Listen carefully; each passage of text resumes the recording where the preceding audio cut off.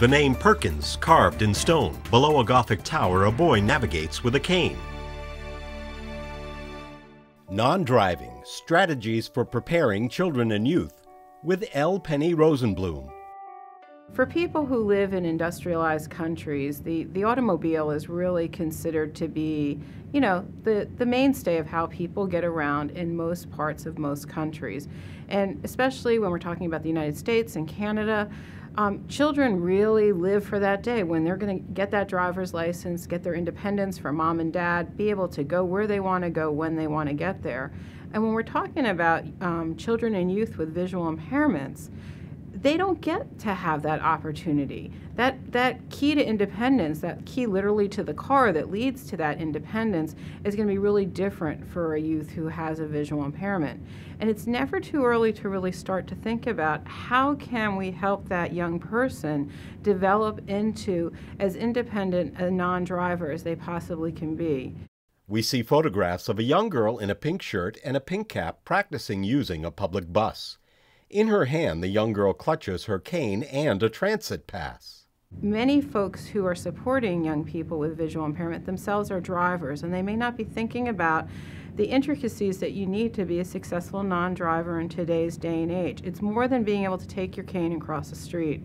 We're talking about things like social skills, we're talking about communication skills, problem-solving skills, planning skills. There's a lot more in it than just orientation and mobility of getting from point A to point B. Fade to black.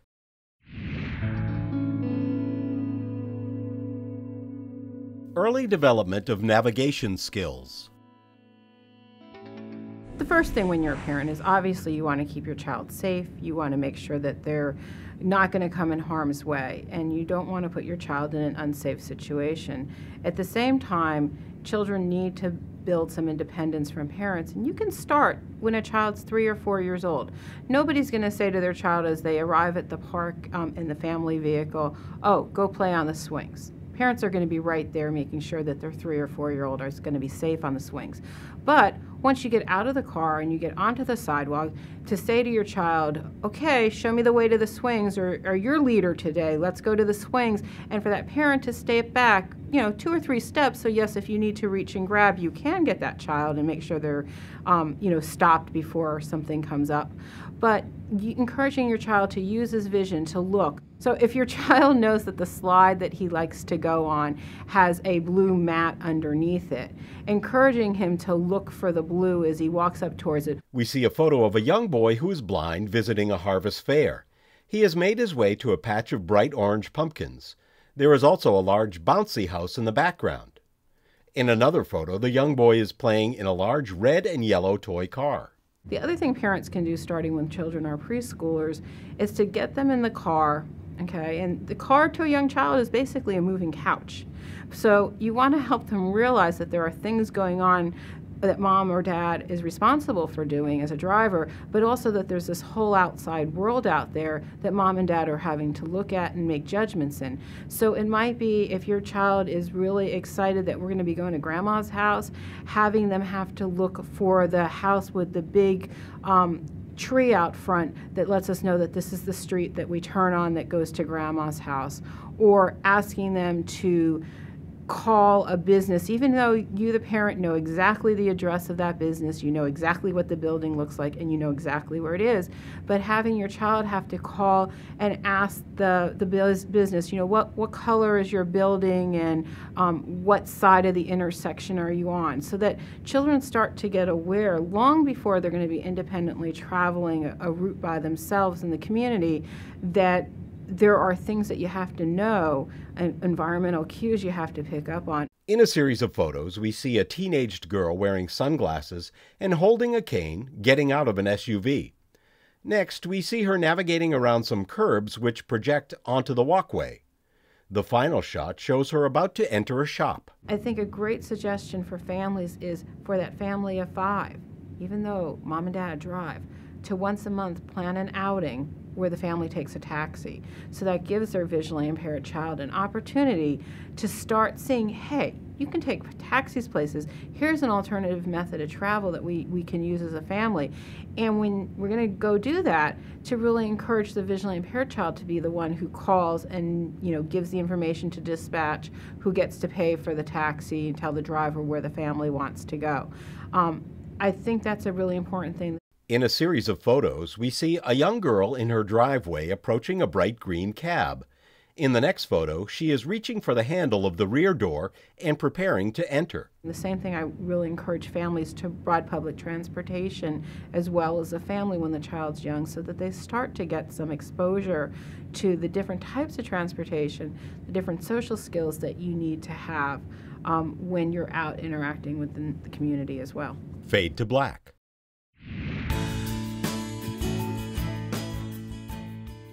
Social skills and the successful non-driver.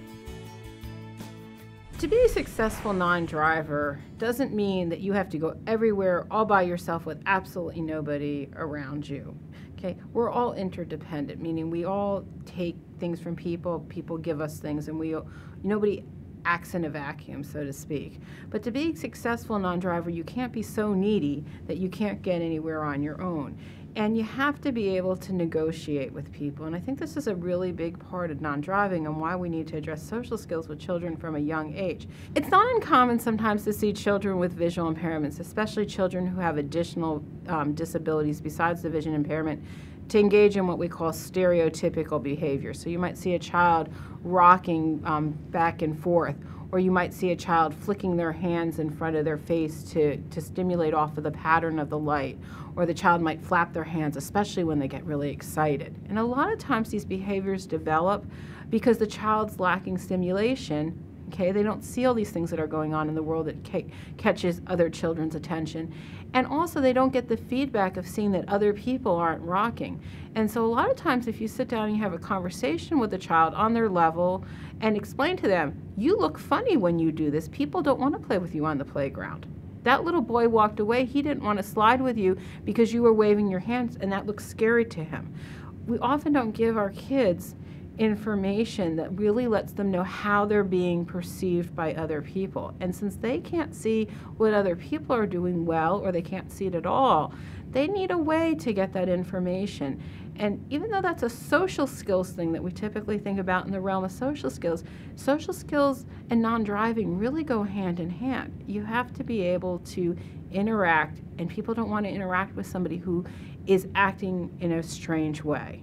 Let's say we have a young person who's traveled, be it by walking, by bus, by bicycle, to a downtown area, and they decide, hey, I'm hungry, I want something to eat. So they walk into a restaurant and they need to order, and they see that in order to order your food, you have to look up at a board above the cashier.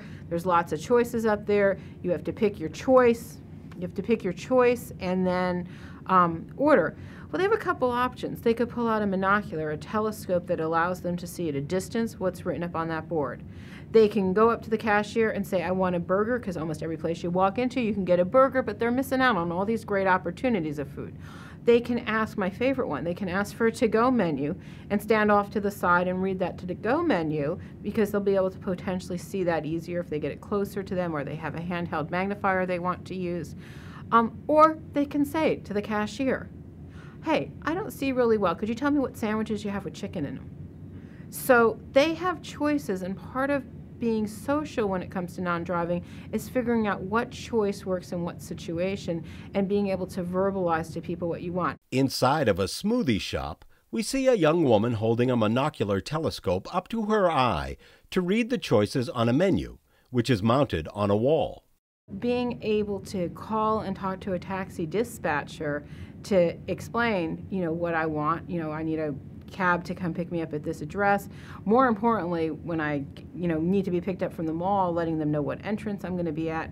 Being able to explain to somebody in the community happens to me all the time. I'll be standing right near a sign, which is huge as can be, that says B terminal, to your left in the middle of the Dallas airport, and I'll stop somebody else, like, excuse me, where's the B terminal? And they're like pointing to the sign, like, come on, lady, the sign's right there. And being able to say to somebody when I stop them instead, I don't see really well, can you tell me the way to B terminal?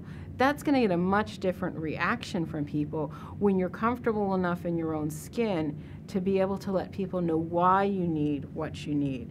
A big part of being a non-driver is recognizing that there are going to be times when you're going to need to work with other people and get their support, and you are going to need to let them or have a way to acknowledge that they helped you. And sometimes that's money. You pay for somebody's gas.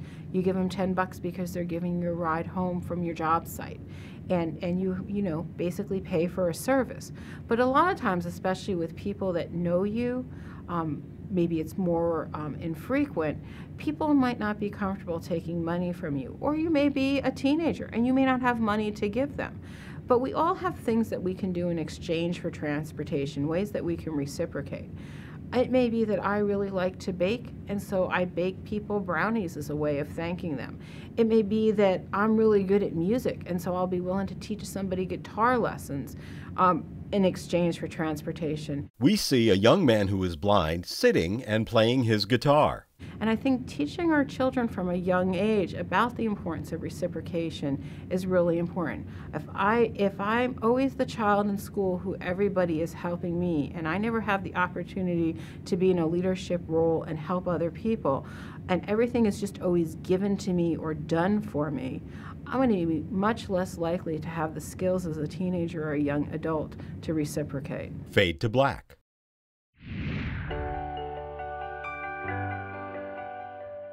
Low vision aids. Many people with low vision, meaning people that have some usable vision but don't have typical vision, can use low vision aids to assist them in traveling.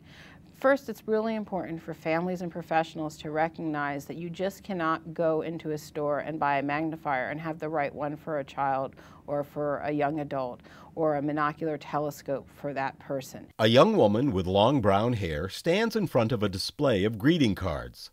She is using a low vision aid to read a card that she has selected. These really need to be prescribed by a low vision specialist who has expertise in how to get the right aid for the right person. So an optometrist or an ophthalmologist who has training. And there needs to be consideration given to what tasks the person needs to do and what aid might be helpful to them. So for example, if somebody needs to see signage, okay, they're walking through a neighborhood and they need to see what the street signs are, or they need to see the numbers on a building, or they're at a bus area where buses pull in the community and they need to see which one is the number 15 bus going east towards Grant Road, they could use a monocular telescope to aid them in doing that. And a monocular telescope, this is one example, okay, is like, think of a pair of binoculars where you hold it up to your eye and there's a mechanism for focusing, and it allows you to bring information into focus at a distance. So this, for many people, will help them get near normal acuity, meaning visual acuity is the clarity with which you see an object. However, the field of vision, the amount you can see through the telescope, is very limited. So you use it typically more for spotting. In a video clip, we can see a young woman standing at a busy intersection. She uses a monocular telescope to spot the street sign. The camera swings to the sign, which reads Tucson Drive, and then back to the girl, who announces the location to her orientation and mobility instructor. So there are low vision aids that people can use for near. One of them is this handheld magnifier, and this one I really like because it's small and it's portable and the lens can be protected.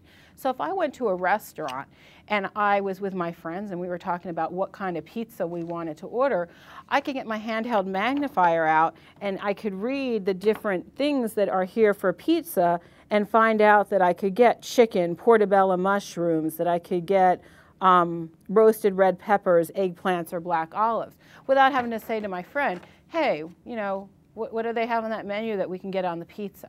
This gives me independence as a person who is a non-driver. In a photo, we see a teenaged girl using a low vision aid to read a restaurant menu.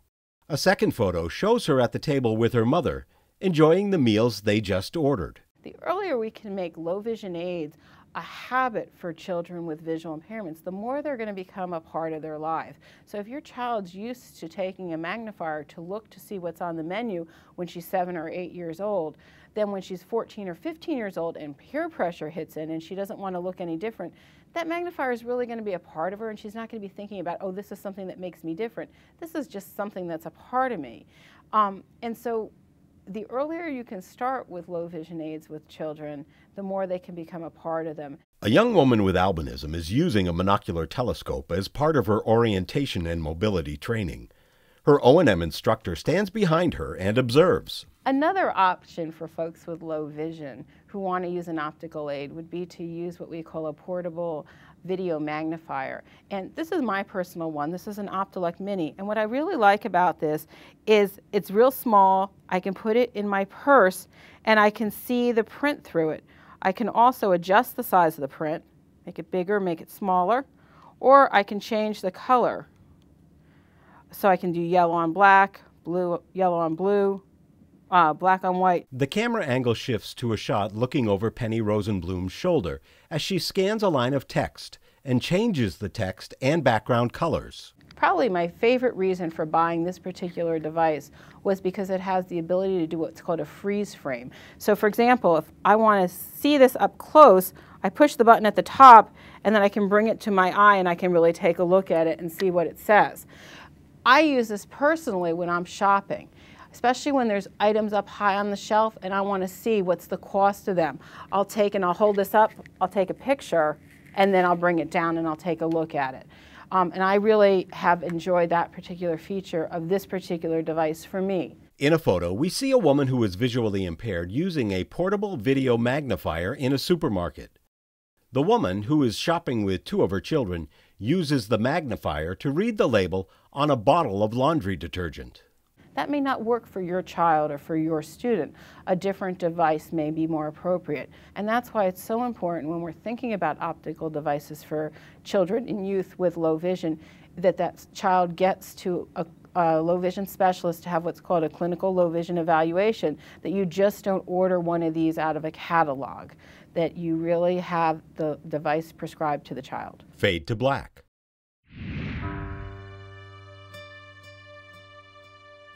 Strategies and resources. When it comes to education of a child with a visual impairment, that IEP team, that individualized education program team, has that long-term goal of getting this child as far along in the education process as we can to be as independent as possible.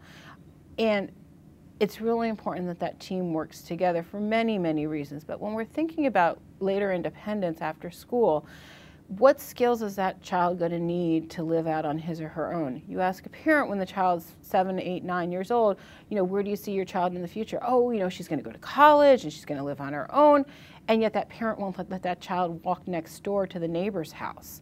So we've got a big gap that we need to traverse between the time this child is 8 and isn't allowed to walk to the neighbor's house, and this child is 18, and the parents, envision this child going off to college and living in a dorm and taking college classes.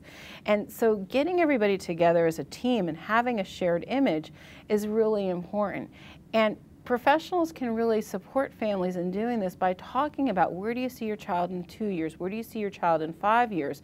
Okay, now let's look back and see what steps do we need to get to that goal, and how can we work together for you to do stuff at home and us to do stuff at school so that your child can reach that goal. And of course, getting input from the child as the child gets older. In a series of photos, first we see a young man holding a cane while boarding a bus. Next, we see him at the counter of a restaurant, taking money from his wallet to pay for his order.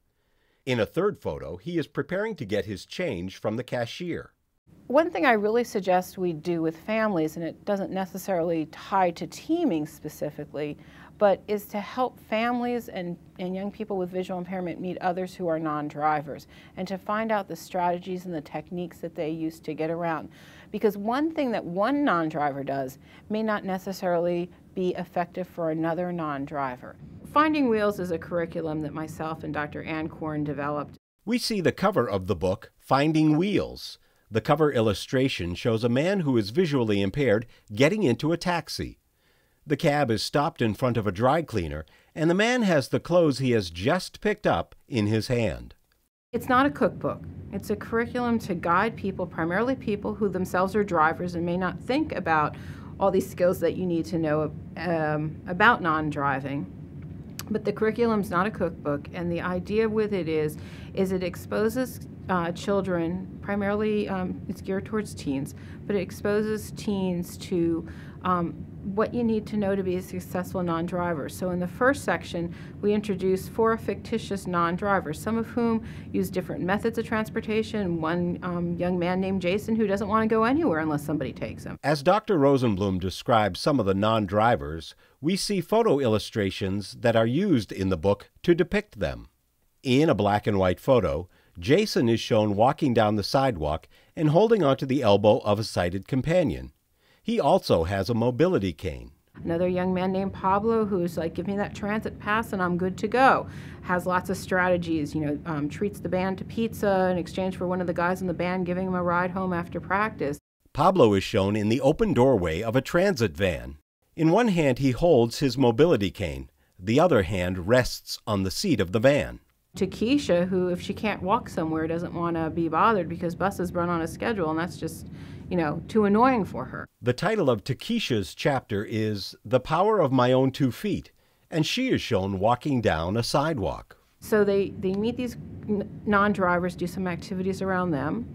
Then we have a chapter that helps them explore their own visual impairment. It is amazing to me how many children and adults with visual impairment don't even know the cause of their own visual impairment, but more importantly, how to articulate to others what it is they need.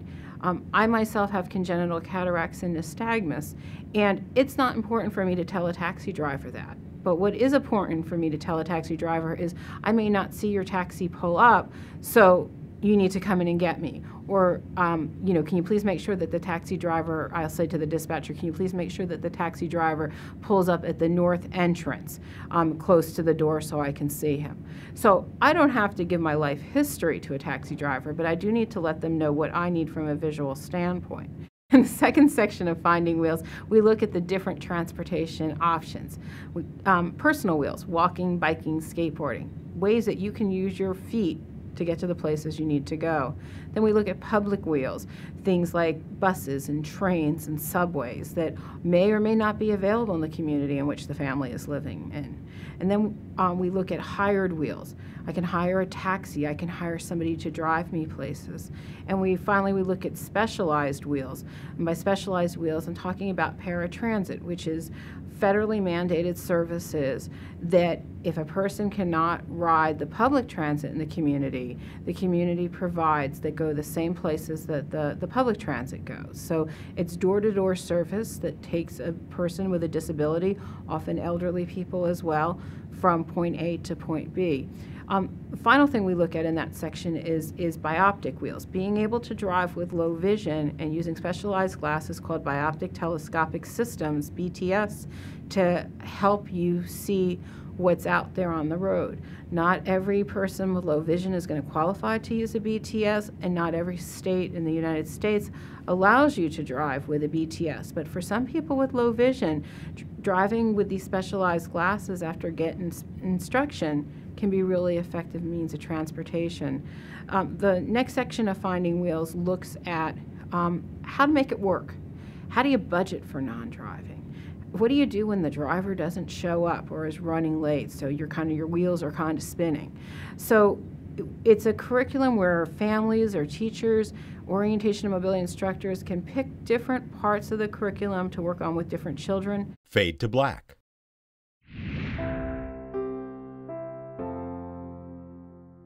Planning and outlook. When young people are getting into the teenage years and we're really starting to get serious about what's going to happen after high school graduation, is this young person going to go to work? Are they going to go to community college, vocational school? Are they going to go to a 4-year college? that's when we really need to get real serious. And first off, if that young person knows what community they're going to go to, or they have a pretty good idea, starting to learn about that community is really important. And this can happen on their own with the teacher of visually impaired students, the orientation and mobility specialist, the family. The internet is a great tool. Another really important piece for teens and their families to understand is that educational services are an entitlement.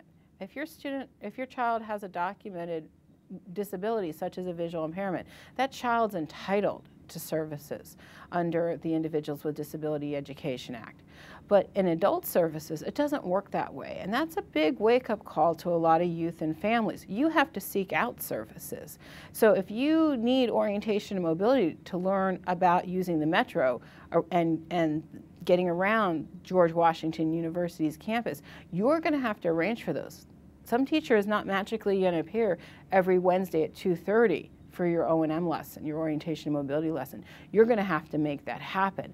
And that's a big piece of learning how to be an adult out there in the world, and what do I need to do to be able to maximize my independence. In a photo, we see a young woman holding a page of directions close to her eyes as she reads an orientation and mobility assignment. The second page contains a large map which shows and names cross streets as well as the location of a bus stop. Being a non-driver is not an easy thing. As a non-driver, I've been a non-driver all my life. There are days where, I just want to throw in the towel and say, I don't want to do this anymore. Where's my driver's license? You're going to have ups and downs. Your child, your student is going to have ups and downs as being a non-driver. But there's a silver lining to just about everything, and I think helping young people see that is important. For example, because I ride my bike more and I walk more, I see more of my community. I meet more people because I'm out and about more. Because I often have to negotiate for rides with people, I get a ride home from somebody that I may just at the end of a college class be like, bye, see you next week. And instead, I like, hey, can you give me a ride home, and I'll pay you for some gas. I get to get engaged with another person who ultimately ends up becoming a friend of mine that I still have 30 years later from when I was in college. So everything has a silver lining, and I think that's really important to focus on.